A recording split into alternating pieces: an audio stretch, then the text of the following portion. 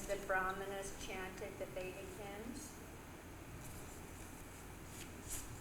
Or where do you? Okay, yeah. Is that okay with you? I wasn't here last time. Okay. This is the 179th page. Chapter I have different 17. page numbers. Okay. Hare Krishna. Welcome to our Sunday weekly reading of Krishna book to Srila Prabhupada here in Sri Vrindavan Dham. We're in a very sacred room. This is Prabhupada's darshan room in Vrindavan. And we're very grateful that Prabhupada lets us come every week to read his Krishna book. So before we begin, let us offer our respectful obeisances to Srila Prabhupada and to each other. Namo Vishnuvadaya Krishna Prastaya Bhutale Srimati Bhakti-Vedanta Swaminiti Namane Namaste Saraswati Deve Gauravani Pacharane Nirvasesha Sunyavadi Paskacha Desha Tarane Vanchakalpadruvascha Kripasindhubheva Cha Patitanam Pavanebhyo Vaishnavebhyo Namo Namaha. So we'll begin with we're in chapter 7, and if you go a few pages ahead, you'll come to the paragraph that begins, as the Brahmanas chanted the Vedic hymns. So if you have your Krishna book, let's begin there. As the Brahmanas chanted the Vedic hymns and performed the ritualistic ceremonies for the second time, Nanda Maharaj again gave them huge quantities of grain and many cows. All the cows which were given in charity were covered with nice gold embroidered garments, and their horns were bedecked with golden rings. Their hooves were covered with silver plate, and they wore garlands of flowers. He gave so many cows just for the welfare of his wonderful child, and the Brahmanas in return bestowed their heartfelt blessings. And the blessings offered by the able Brahmanas were never to be baffled. One day, shortly after the ceremony, when Mother Yashoda was paddling her baby on her lap, the baby felt too heavy, and being unable to carry him, she unwillingly placed him on the ground. After a while, she became engaged in household affairs. At that time, a servant of Kamsa's, known as Trinavrata, as instructed by Kamsa, appeared there in the shape of a whirlwind. He picked the child up on his shoulders and raised a great dust storm all over Vrindavan, covering everyone's eyes. Within a few moments, the whole area of Vrindavan became so densely dark that no one could see himself or anyone else. During this great catastrophe, Mother Yashoda could not see her baby, who had been taken away by the whirlwind, and she began to cry very piteously. She fell down on the ground exactly like a cow who had just lost her calf.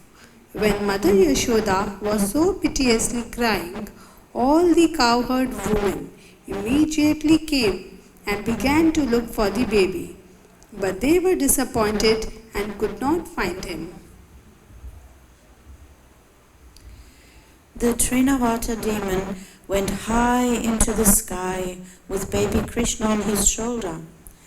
But the baby assumed such a weight that suddenly he could go no further, and he had to stop his whirlwind activities. Baby Krishna made himself heavy and began to weigh down the demon, catching hold of his neck. Trinavata felt the baby to be as heavy as a big mountain, and he tried to get out of his clutches, but he was unable to do so, and his eyes popped out from their sockets. Crying very fiercely, he fell down to the ground of Vrindavan and died. The demon fell exactly like Tripurasura, who was pierced by the arrow of Lord Shiva. Trinavata hit a stone slab and his limbs were smashed, His body became visible to all the inhabitants of Vrindavan. When the gopis saw the demon killed and child Krishna very happily playing on his body, they immediately picked Krishna up with great affection. The cowherd men and women became very happy to get back their beloved child Krishna. At that time, they began to talk about how wonderful it was that the demon had taken away the child to devour him, but could not do so. Instead, he fell down dead. Some of them supported the situation. This is proper because those who are too sinful die from their sinful reactions, and child Krishna is pious. Therefore, he is safe from all kinds of fearful situations. And we too must have performed great sacrifices in our previous lives, worshiping the Supreme Personality of Godhead, giving great wealth in charity, and acting philanthropically for the general welfare of men. Because of such pious activities, the child is safe from all danger. The gopis assembled there spoke among themselves. What sort of austerities and penances we must have undergone in our previous lives? We must have worshipped the Supreme Personality of Godhead, offered different kinds of sacrifices, made charities, and performed many welfare activities for the public, such as growing banyan trees and excavating wells. As a result of these pious activities, we have gotten back our child, even though he was supposed to be dead. Now he has come back to enliven his relatives. After observing such wonderful happenings, Nanda Maharaj began to think of the words of Vasudeva again and again. After this incident, when Yashoda once was nursing her child and patting him with great affection, there streamed a profuse supply of milk from her breast. When she opened the mouth of the child with her fingers, she suddenly saw the universal manifestation within his mouth. She saw within the mouth of Krishna the whole sky, including the luminaries, stars in all directions, the sun, moon, fire, air, seas, islands, mountains, rivers, forests, and all other movable and immovable entities. When Mother Yashoda saw this, her heart began to throb, and she murmured within herself, "How wonderful this is!" She could not express anything, but simply closed her eyes. She was absorbed in wonderful thoughts. Krishna, showing the universal form of the Supreme Personality of Godhead, even when lying down on the lap of his mother, proves that the Supreme Personality of Godhead is always the Supreme Personality of Godhead, whether he is manifested as a child on the lap of his mother or as a charioteer on the battlefield of Kurukshetra. The concoction of the impersonalists that one can become God by meditation or by some artificial material activities is herewith declared false. God is always God, in any condition or status, and the living entities are always the parts and parcels of the Supreme Lord. They can never be equal to the inconceivable supernatural power of the Supreme Personality of Godhead. Thus ends the Bhakti-Vedanta purport of the 7th chapter of Krishna, the salvation of Trinavarta. Chapter 8, Vision of the Universal Form. After this incident, Vasudeva asked his family priest, Gargamuni, to visit the place of Nanda Maharaj in order to astrologically calculate the future life of Krishna. Gargamuni was a great saintly sage who had undergone many austerities and penances and been appointed priest of the Yadu dynasty. When Garga Muni arrived at the home of Nanda Maharaj was very much pleased to see him and immediately stood up with folded hands and offered his respectful obeisances. He received Garga Muni with the feeling of one who was worshipping the Supreme Personality of Godhead. He offered him a nice sitting place, and when he sat down, Nanda Maharaj offered him a warm reception. Addressing him very politely, he said, "My dear Brahmana, your appearance in a householder's place is only to enlighten. We are always engaged in household duties and are forgetting our real duty of self-realization. Your coming to our house is to give us some enlightenment about spiritual life. You have no other purpose in visiting householders. Actually, a saintly person or a Brahmana has no business visiting householders who are always busy in the matter of dollars and cents. The only reason saintly persons and Brahmanas go to the place of a householder is to enlighten him. If it is asked, why don't the householders go to a saintly person or a Brahmana for enlightenment? The answer is that householders are very poor-hearted. Generally, householders think that engaging in family affairs is their prime duty, and that self-realization or enlightenment in spiritual knowledge is secondary. Out of compassion only, saintly persons and Brahmanas go to the householders' homes." Nanda Maharaj addressed Garga Muni as one of the great authorities in astrological science. The foretellings of astrological science, such as the occurrence of solar or lunar eclipses, are wonderful calculations, and by this particular science, a person can understand the future very clearly. Garga Muni was proficient in this knowledge. By this knowledge, one can also understand what his previous activities were that are causing him to enjoy or suffer in this life. Nanda Maharaj also addressed Garga Muni as the best of the Brahmanas. A Brahmana is one who is expert in the knowledge of the Supreme. Without knowledge of the Supreme Absolute, one cannot be recognized as a Brahmana. The exact word used in this connection is Brahma Vidam, which means those who know the Supreme very well.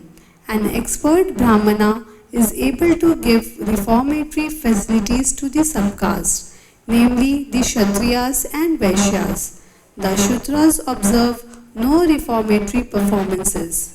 The Brahmana is considered to be the spiritual master or priest for the Kshatriya and Vaishya. Nanda Maharaj happened to be a Vaishya, and he accepted Garga Muni as a first-class Brahmana. He therefore offered his two foster sons, namely Krishna and Balrama, to him to purify. Nanda stated that not only these boys, but all human beings just after birth should accept a qualified Brahmana as spiritual master. Upon this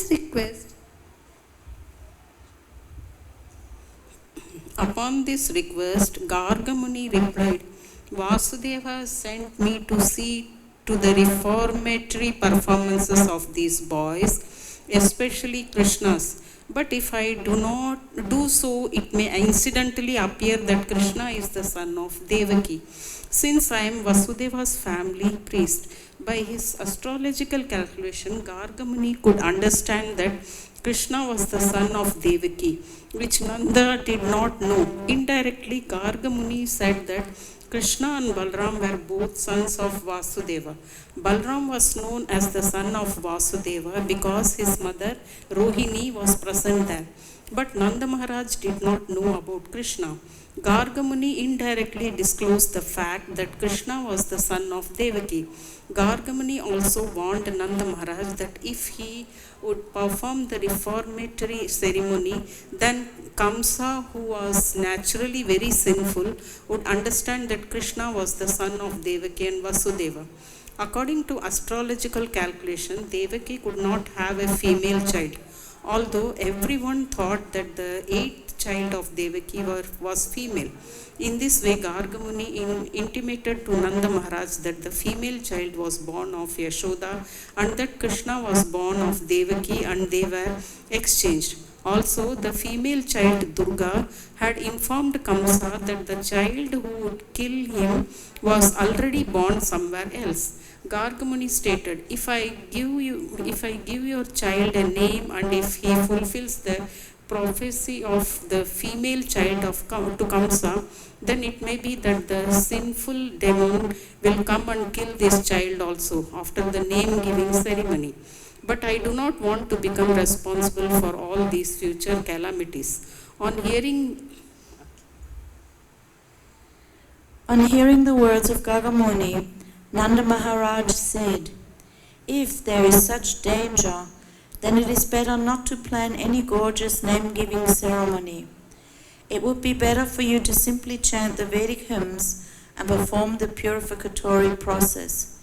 We belong to the twice-born caste, and I am taking this opportunity of your presence. So please perform the name-giving ceremony without external pomp. Nanda Maharaj wanted to keep the name-giving ceremony a secret, and yet take advantage of Garga Muni's performing the ceremony. When Garga Muni was so eagerly requested by Nanda Maharaj, he performed the name-giving ceremony as secretly as possible in the cowshed of Nanda Maharaj. He informed Nanda Maharaj that the son of Rohini would be very pleasing to his family members and relatives, and therefore would be called Ram. In the future he would be extraordinarily strong, and therefore he would be called Baladev. Garga Muni said further, because your family and the family of the Yadus are so intimately connected and attracted, his name will also be Sankarshan. This means that Garga Muni awarded 3 names to the son of Rohini, namely Balaram, Sankarshan and Baladev. But he carefully did not disclose the fact that Balaram had also appeared in the womb of Devaki and was subsequently transferred to the womb of Rohini.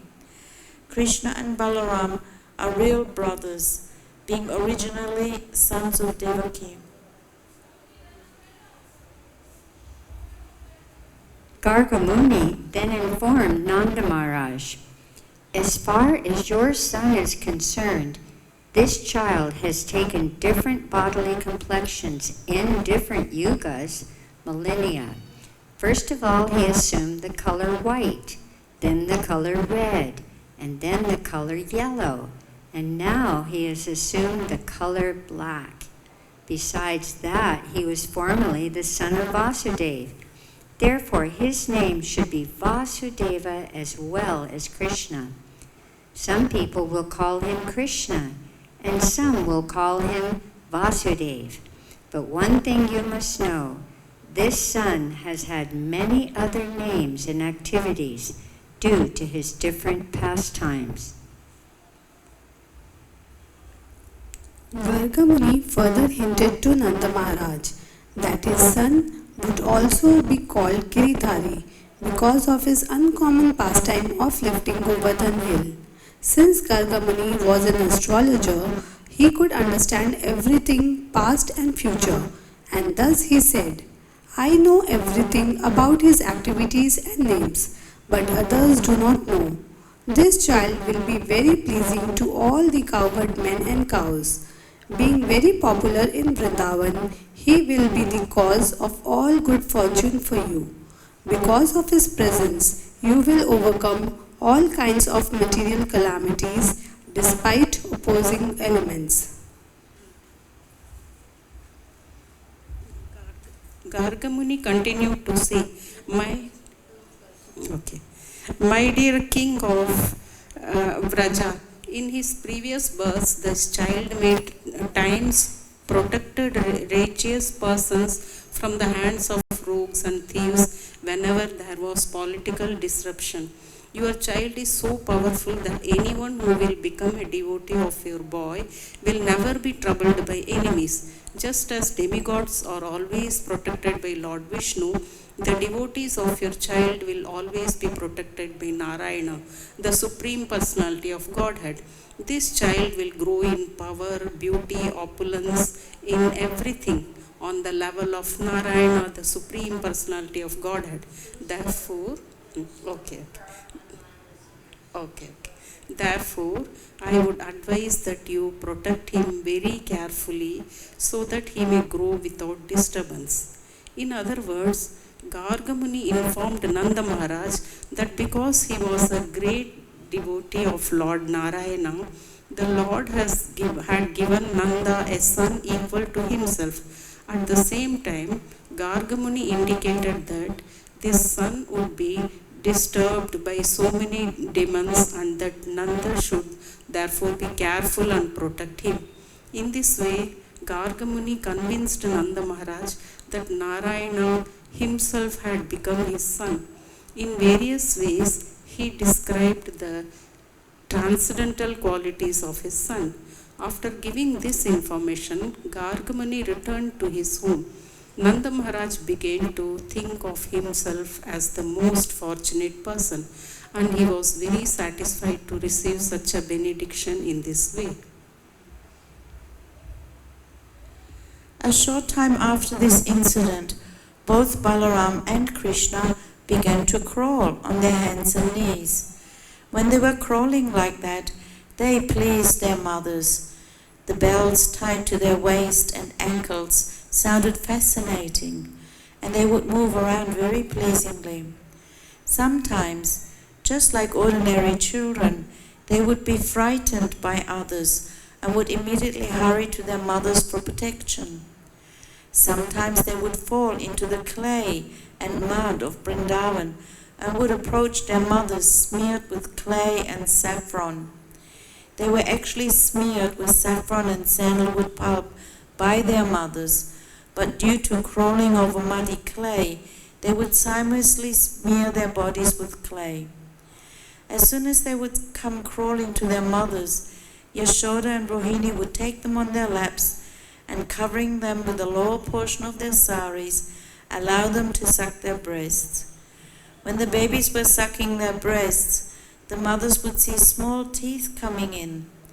Thus their joy would be intensified to see their children grow. Sometimes the naughty babies would crawl up to the cowshed, catch the tail of a calf, and stand up. The calves, being disturbed, would immediately begin running here and there, and the children would be dragged over clay and cow dung. To see this fun, Yashoda and Rohini would call all their neighborhood friends, the gopis. Upon seeing these childhood pastimes of Lord Krishna, the gopis would be merged in transcendental bliss. In their enjoyment, they would laugh very loudly. Krishna and Balaram were so restless that their mothers, Yashoda and Rohini, would try to protect them from cows, bulls, monkeys, water, fire, and birds while they were executing their household duties. Always being anxious to protect the children and to execute their duties, they were not very tranquil. In a very short time, Krishna and Balaram began to stand up and slightly move on their legs. When Krishna and Balaram began to walk, other friends of the same age joined them, and together they gave the highest transcendental pleasure to the gopis, specifically to Mother Yashoda and Rohini. All the gopi friends of Yashoda and Rohini enjoyed the naughty, childish activities of Krishna and Balaram in Vrindavan. In order to enjoy further transcendental bliss, they all assembled and went to Mother Yashoda to lodge complaints against the restless boys. When Krishna was sitting before Mother Yashoda, all the elder gopis began to lodge complaints against him so that Krishna would hear. They said, "Dear Yashoda, why don't you restrict your naughty Krishna? He comes to our house along with Balaram every morning and evening, and before the milking of the cows, they let loose the calves, and the calves drink all the milk of the cows. So when we go to milk the cows, we find no milk, and we have to return with empty pots."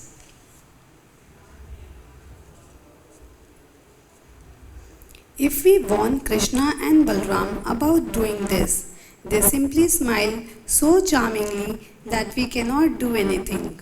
Also, your Krishna and Balram find great pleasure in stealing our stock of yogurt and butter from wherever we keep it. When Krishna and Balram are caught stealing the yogurt and butter, they say, "Why do you charge us with stealing? Do you think that butter and yogurt are in scarcity in our house?" Sometimes they steal butter, yogurt and milk and distribute them to the monkeys. When the monkeys are well fed and do not take any more, then your boys chide, "This milk and butter and yogurt are useless. Even the monkeys won't take it." And they break the pots and throw them hither and thither. If we keep our stock of yogurt, butter and milk in a solitary dark place, your Krishna and Balram find it in the darkness by the glaring effulgence of the ornaments and jewels on their bodies. If by chance they cannot find the hidden butter and yogurt, they go to our little babies and pinch their bodies so that they cry, and then they go away. If out of fear of these naughty boys, we keep our stock of butter and yogurt high on the ceiling, hanging on a swing, although it is beyond their reach, they arrange to reach it by piling all kinds of wooden planks over the grinding machine. And if they cannot reach, they make a hole in the pot. We think, therefore, that you would better take all the jeweled ornaments from the bodies of your children. On hearing this, Yashoda would say, "All right, I will take all the jewels from Krishna so that he cannot see the butter hidden in the darkness." Then the gopis would say, "No, no, don't do this. What good will you do by taking away all the jewels? We do not know what kind of boys these are. But even without ornaments, they spread some kind of effulgence so that even in darkness they can see everything." Then Mother Yashoda would inform them, "All right, keep your butter and yogurt carefully so that they may not reach it." In reply to this, the gopis said, "Yes, actually we do so, but because we are sometimes engaged in our household duties, these naughty boys enter our house somehow or other and spoil everything. Sometimes, being unable to steal our butter and yogurt, out of anger, they pass urine on the clean floor and sometimes spit on it. Now just see how your boy is hearing these complaints. All day he simply makes arrangements to steal our butter and yogurt, and now he is sitting just like a very silent good boy. Just see his face." When Mother Yashoda thought to chastise her boy after hearing all the complaints, she saw his pitiable face and smilingly, she did not chastise him. Another day, when Krishna and Balram were playing with their friends, all the boys joined Balram and complained to Mother Yashoda that Krishna had eaten clay. On hearing this, Mother Yashoda caught hold of Krishna's hand and said, "My dear Krishna, why have you eaten earth in a solitary place? Just see all your friends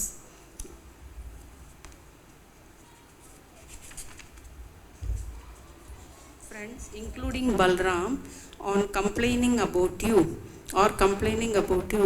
Being afraid of his mother, Krishna replied, "My dear mother, all these boys, including my elder brother Balram, are speaking lies against me. I have never eaten any clay. My elder brother Balram, while playing with me today, became angry, and therefore he has joined with the other boys to complain about me. They have all combined together to complain to so you will be angry and chastise me. If you think they are truthful, then you can look within my mouth to see whether I have eaten clay or not." His mother replied, "All right, if you have actually not eaten any clay, then just open your mouth, I shall see." When the Supreme Personality of Godhead, Krishna, was so ordered by his mother, he immediately opened his mouth, just like an ordinary boy. Then Mother Yashoda saw within that mouth the complete opulence of creation. She saw the entire outer space in all directions, mountains, islands, oceans, seas, planets, air, fire, moon and stars. Along with the moon and the stars, she also saw all the elements, water, sky, and the extensive ethereal existence, along with the total ego and its products, namely the senses, the controllers of the senses, all the demigods and the objects of the senses, like sound and smell. Within his mouth, she also saw the three qualities of material nature. All living entities, eternal time, material nature, spiritual nature, activity, consciousness, and different forms of the whole creation.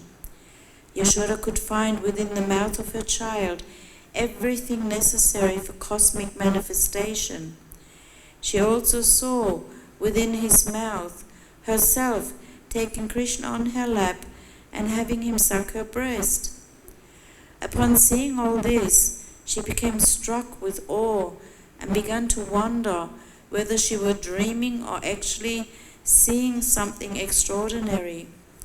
She concluded that she was either dreaming or seeing the play of the illusory energy of the Supreme Personality of Godhead. She thought that she had become mad, mentally deranged, to see all those wonderful things. Then she thought, it may be cosmic mystic power attained by my child, and therefore I am perplexed by such visions within his mouth.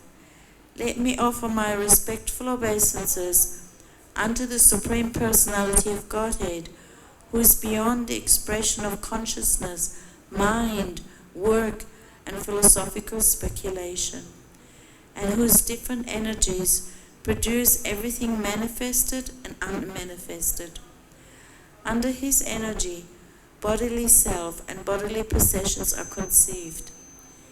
She then said, let me offer my respectful obeisances unto him, under whose illusory energy I am thinking that Nanda Maharaj is my husband and Krishna is my son, that all the properties of Nanda Maharaj belong to me, and that all the cowherd men and women are my subjects.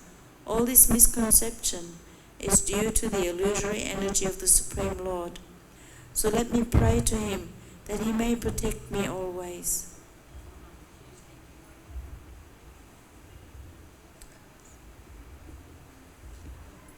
While Mother Yashoda was thinking in this high philosophical way, Lord Krishna again expanded his internal energy just to bewilder her with maternal affection. Immediately, Mother Yashoda forgot all philosophical speculation and accepted Krishna as her own child. She took him on her lap and became overwhelmed with maternal affection. She thus began to think of the Supreme Personality of Godhead, who is understood through the processes of cultivating knowledge derived from the Upanishad and the Vedanta Sutra. practicing mystic yoga and studying Sankhya philosophy as her own begotten child. Certainly, Mother Yashoda had executed many pious activities, as a result of which she got the absolute truth, the Supreme Personality of Godhead, as her son who sucked milk from her breast. Similarly, Nanda Maharaj also must have performed many great sacrifices and pious activities for Lord Krishna to become his son and address him as father. But it is surprising that Vasudeva and Devaki did not enjoy the transcendental bliss of Krishna's childhood pastimes, although Krishna was their real son.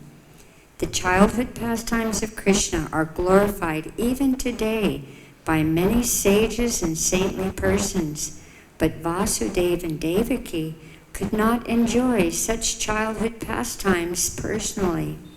The reason for this was explained by Shukadeva Goswami to Maharaj Parikshit as follows. When the best of the Vasus, named Drona, and his wife Dhara were ordered to increase progeny by Lord Brahma, they said unto him, Dear father, we are seeking your benediction. When we take birth again within the universe, may the Supreme Lord Krishna, in his most attractive feature of childhood, absorb our whole attention. May our dealings with him be so powerful that simply by hearing of these childhood activities of his, anyone will very easily cross over the nescience of birth and death. Lord Brahma agreed to give them the benediction, and as a result, the same Drona appeared as Nanda Maharaj in Vrindavan, and the same Dhara appeared as Mother Yashoda, the wife of Nanda Maharaj. In this way, Nanda Maharaj and his wife, Mother Yashoda, developed their unalloyed devotion for the Supreme Personality of Godhead.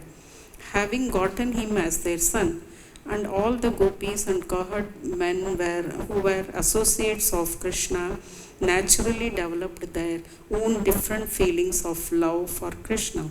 Therefore, just to fulfill the benediction of Lord Brahma, Lord Krishna appeared along with his plenary expansion, Balaram, and performed all kinds of childhood pastimes in order to increase the transcendental pleasure of all the residents of Vrindavan. Thus ends the Bhakti Vedanta purport of the 8th chapter of Krishna, Vision of the Universal Form.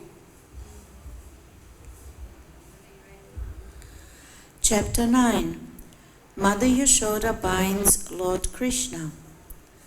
Once upon a time, seeing that her maidservant was engaged in different household duties, Mother Yashoda personally took charge of churning butter.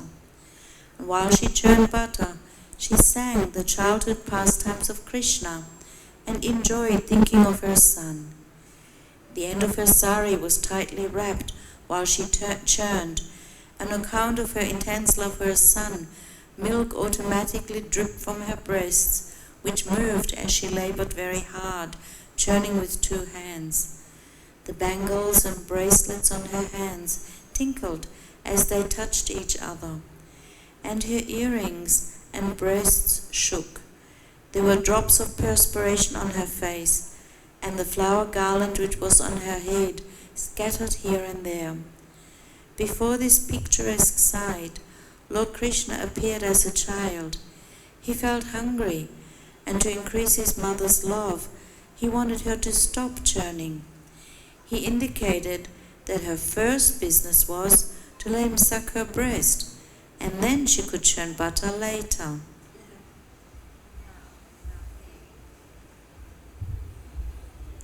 Mother Yashoda took her son on her lap and pushed the nipple of her breast into his mouth. And while Krishna was sucking the milk, she was smiling, enjoying the beauty of her child's face. Suddenly, the milk which was on the stove began to boil over. Just to stop the milk from spilling, Mother Yashoda at once put Krishna aside and went to the stove. Left in that state by his mother, Krishna became very angry, and his lips and eyes became red in rage. He pressed his teeth and lips, and taking up a piece of stone, he immediately broke the butter pot. He took butter out of it, and with false tears in his eyes, he began to eat the butter in a secluded place. In the meantime, Mother Yashoda returned to the churning place after setting the overflowing milk pan in order. She saw the broken pot in which the churning yogurt had been kept. Since she could not find her boy, she concluded that the broken pot was his work.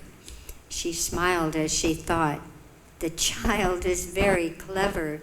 After breaking the pot, he has left this place, fearing punishment." After she sought all over, she found her son sitting on a big wooden grinding mortar, which was kept upside down. He was taking butter from a pot, which was hanging from the ceiling on a swing, and he was feeding it to the monkeys. She saw Krishna looking this way and that way, in fear of her because he was conscious of his naughty behavior. After seeing her son so engaged, she very silently approached him from behind. Krishna, however, saw her coming toward him with a stick in her hand, and he immediately got down from the grinding mortar and began to flee in fear.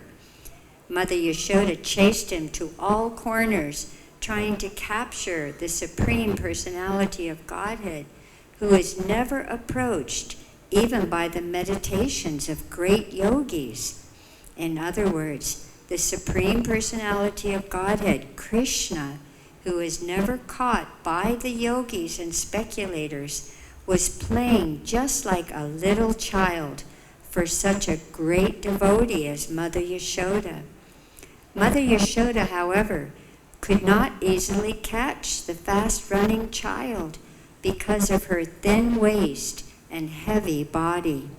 Still, she tried to follow him as fast as possible. Her hair loosened, and the flowers in her hair fell to the ground.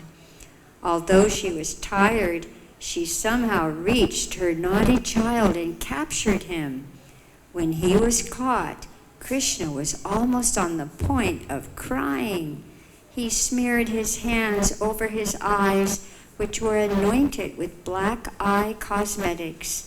The child saw his mother's face while she stood over him, and his eyes became restless from fear. Mother Yashoda could understand that Krishna was unnecessarily afraid, and for his benefit she wanted to allay his fears. Being the topmost well-wisher of her child, Mother Yashoda thought, if the child is too fearful of me, I don't know what will happen to him. Mother Yashoda then threw away her stick. In order to punish him, she thought to bind his hands with some ropes. She did not know it, but it was actually impossible for her to bind the Supreme Personality of Godhead. Mother Yashoda was thinking that Krishna was a tiny child. She did not know that the child had no limitation. There is no inside or outside of him, nor beginning or end. He is unlimited and all-pervading. Indeed, he is himself the whole cosmic manifestation. Still, Mother Yashoda was thinking of Krishna as her child.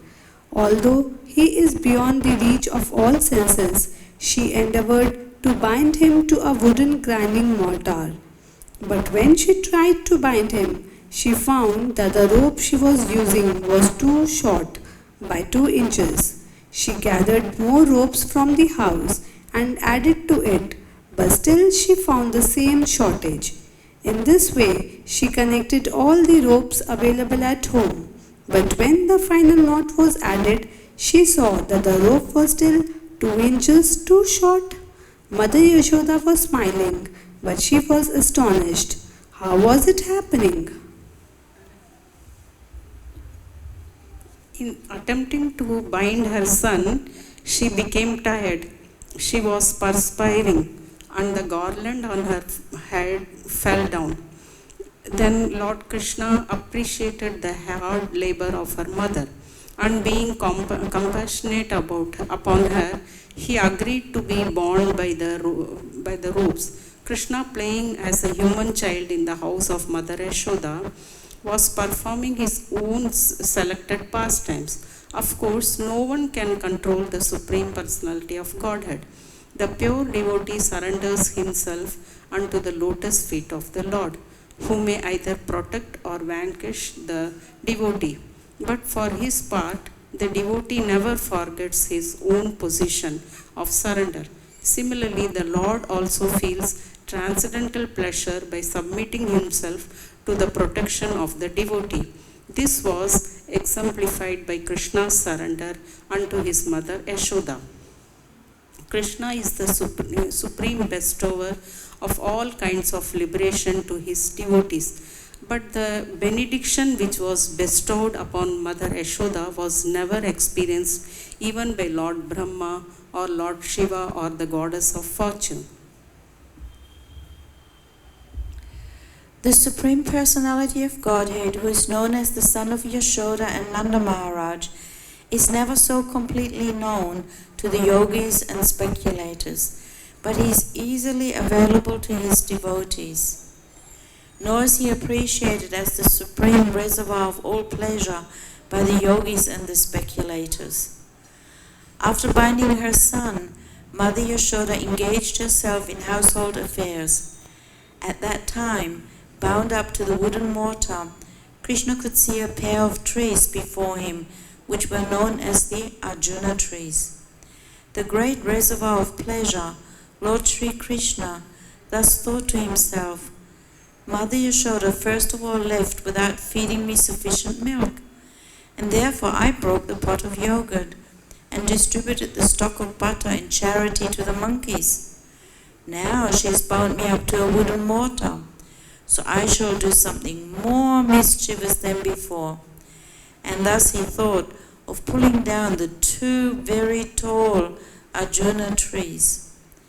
There is a history behind the pair of Arjuna trees. In their previous lives, the trees were born as the human sons of Kuvera, and their names were Nalakuvara and Manigriva. Fortunately, they came within the vision of the Lord. In their previous lives, they were cursed by the great sage Narada in order to receive the highest benediction of seeing Lord Krishna. This benediction curse was bestowed upon them because of their forgetfulness due to intoxication. This story will be narrated in the next chapter. Thus ends the Bhaktivedanta purport of the 9th chapter of Krishna. Mother Yashoda binds Lord Krishna.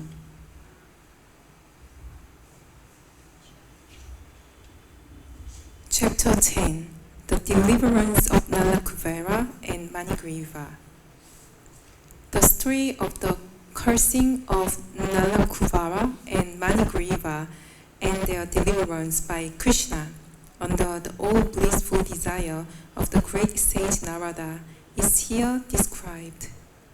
The 2 great demigods, Nalakuvara and Manigriva, were sons of the treasurer of the demigods Kuvera, who was a great devotee of Lord Shiva. By the grace of Lord Shiva, Kuvera's material opulences had no limit. As a rich man's sons often become addicted to wine and women, so these 2 sons of Kuvera were also addicted to wine and sex. Once these 2 demigods, desiring to enjoy, entered the garden of Lord Shiva in the province of Kailasa, on the bank of the Mandakini Ganges. There they drank much and engaged in hearing the sweet singing of the beautiful women who accompanied them in that garden of fragrant flowers. In an intoxicated condition, the two demigods entered the water of the Ganges, which was filled with lotus flowers, and there they began to enjoy the company of the young girls, exactly as a male elephant enjoys female elephants within the water. While they were thus enjoying themselves in the water, all of a sudden Narada, the great sage, happened to pass their way. He could understand that the demigods Nalakuvar and Manigriva were too much intoxicated and could not even see that he was passing. The young girls, however, were not so much intoxicated as the demigods, and they at once became ashamed at being naked before the great sage Narada. They began to cover themselves with all haste. The two demigod sons of Kuvera were so much intoxicated that they could not appreciate the presence of the sage Narada, and therefore did not cover their bodies. On seeing the two demigods so degraded by intoxication, Narada desired their welfare, and therefore he exhibited his causeless mercy upon them by cursing them. Because the great sage was compassionate upon them, he wanted to finish their false enjoyment of intoxication and association with young girls, and wanted them to see Lord Krishna face to face. He conceived of cursing them as follows. He said that the attraction for material enjoyment is due to an increase of the mood of passion. A person in the material world, when favored by the material opulences of riches, generally becomes addicted to three things: intoxication, sex, and gambling. Materially opulent men, being puffed up with the accumulation of wealth, also become so merciless that they indulge in killing animals by opening slaughterhouses, and they think that they themselves will never die. Such foolish persons, forgetting the laws of nature, become overly infatuated with the body. They forget that the material body, even though very much advanced in civilization, up to the position of the demigods, will finally turn into ashes or stool. And while one is living, whatever the external condition of the body may be, within there is only stool, urine, and various kind of forms. Thus, being engaged in jealousy and violence to other bodies, materialists cannot understand the ultimate goal of life, and without knowing this goal of life, they generally glide down to a hellish condition in their next life.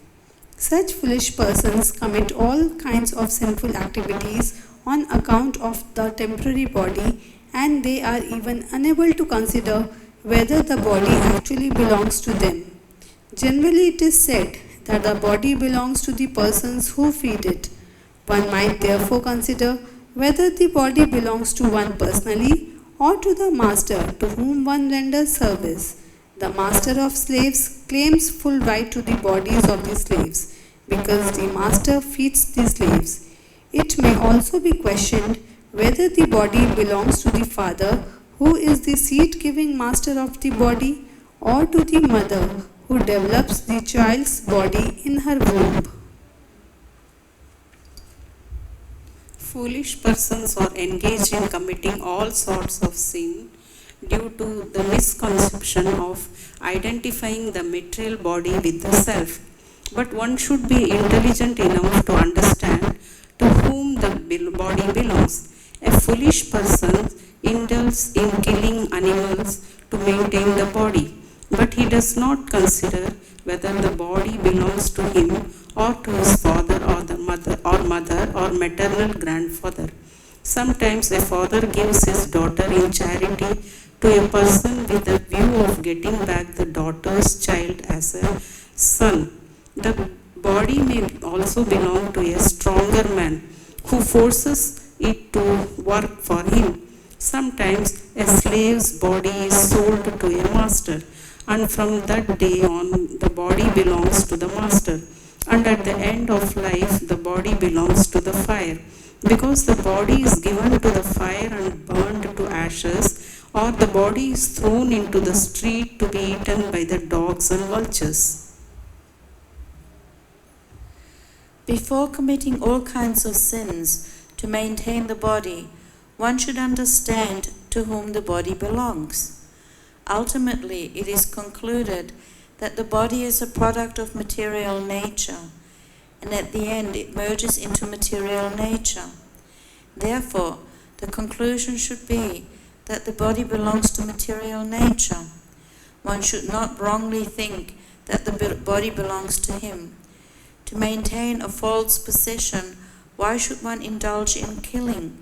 Why should one kill innocent animals to maintain the body? When a man is infatuated with a false prestige of opulence, he does not care for any moral instruction, but indulges in wine, women, and animal killing. In such circumstances, a poverty-stricken man is often better situated because a poor man thinks of himself in relation to other bodies. A poor man often does not wish to inflict injuries upon other bodies because he can understand more readily that when he himself is injured, he feels pain. Therefore, the great sage Narada considered that because the demigods Nalakuvara and Manigriva were so infatuated by false prestige, they should be put into a condition of life devoid of opulence. A person who has a pinprick in his body does not wish others to be pricked by pins.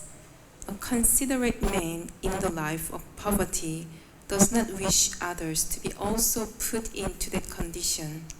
Generally, it is seen that one who has risen from a poverty-stricken life and becomes wealthy creates some charitable institution at the end of his life so that other poverty-stricken men might be benefited. In short, a compassionate poor man may consider others' pain and pleasures with empathy. A poor man is seldom puffed up with false pride, and he may be freed from all kinds of infatuation. He may remain satisfied by whatever he gets for his maintenance by the grace of the Lord. To remain in the poverty-stricken condition is a kind of austerity. According to Vedic culture, therefore, the Brahmanas, as a matter of routine, keep themselves in a poverty-stricken condition to save themselves from the false prestige of material opulence. False prestige due to advancement of material prosperity is a great impediment for spiritual emancipation. A poverty-stricken man cannot become unnaturally fat by eating more and more. And on account of not being able to eat more and more, then he requires his senses are not very turbulent. When the senses are not very turbulent, he cannot become violent. Another advantage of poverty is that a saintly person can easily enter a poor man's house, and thus the poor man can take advantage of the saintly person's association. A very opulent man does not allow anyone to enter his house. Therefore, the saintly person cannot enter. According to the Vedic system, a saintly person takes the position of a mendicant so that on the plea of begging something from the householder, he can enter any house. The householder, who has usually forgotten everything about spiritual advancement, because he is busy maintaining family affairs, can be benefited by the association of a saintly person. There is a great chance for the poor man to become liberated through association with a saint. Of what use are persons who are puffed up with material opulence and prestige if they are bereft of the association of saintly persons and devotees of the Supreme Personality of Godhead? The great sage Narada thereafter thought that it was his duty to put those demigods into a condition where they could not be falsely proud of their material opulence and prestige. Narada was compassionate and wanted to save them from their fallen life. They were in the mood of darkness, and being therefore unable to control their senses, they were addicted to sex life. It was the duty of a saintly person like Narada to save them from their abominable condition. In animal life, the animal has no sense to understand that he is naked, but Kuvera was the treasurer of the demigods, a very responsible man, and Nalakuvera and Manigriva were two of his sons, and yet they became so animalistic and irresponsible that they could not understand due to intoxication that they were naked. To cover the lower part of the body is a principle of human civilization, and when men and women forget this principle, they become no better than animals. Narada therefore thought that the best punishment for them was to make them immovable living entities or trees. Trees are by nature's law immovable. Although trees are covered by the mode of ignorance, they cannot do harm. The great sage Narada thought it fitting that although the brothers would be punished to become trees, by his mercy they would continue to keep their memory and be able to know why they were being punished. After changing the body, a living entity generally forgets his previous life, but in special cases, by the grace of the Lord, as with Nalakuvera and Manigriva, one can remember. Sage Narada therefore contemplated that the two demigods should remain for 100 years in the time of the demigods in the form of trees, and after that they would be fortunate enough to see the Supreme Personality of Godhead face to face by His causeless mercy. And thus they would be again promoted to the life of the demigods and become great devotees of the Lord. After this, the great sage Narada returned to his abode, known as Narayanashram, and the two demigods turned into trees, known as the twin Arjuna trees. The two demigods were favored by the causeless mercy of Narada and given a chance to grow in Nanda's courtyard and see Lord Krishna face to face. Although child Krishna was bound up to the wooden mortar, he began to proceed toward the twin trees in order to fulfill the prophecy of his great devotee Narada.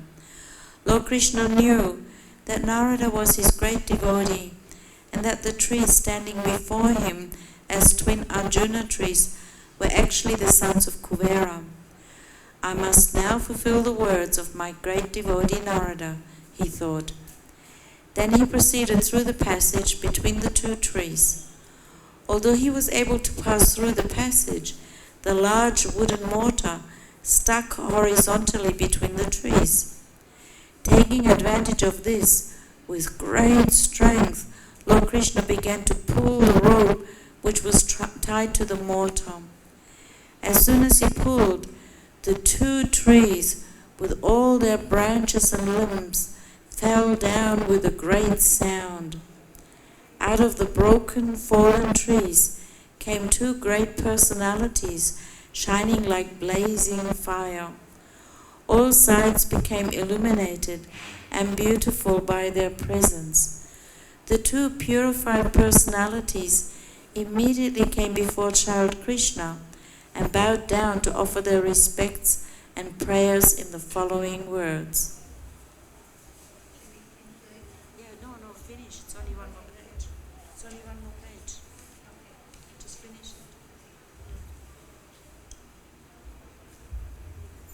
Dear Lord Krishna, you are the original personality of Godhead, master of all mystic powers. Learned Brahmanas know very well this cosmic manifestation is an expansion of your potencies, which are sometimes manifest and sometimes unmanifest. You are the original provider of the life, body, and senses of all living entities. You are the eternal God, Lord Vishnu, who is all-pervading, the imperishable controller of everything, and you are eternal time.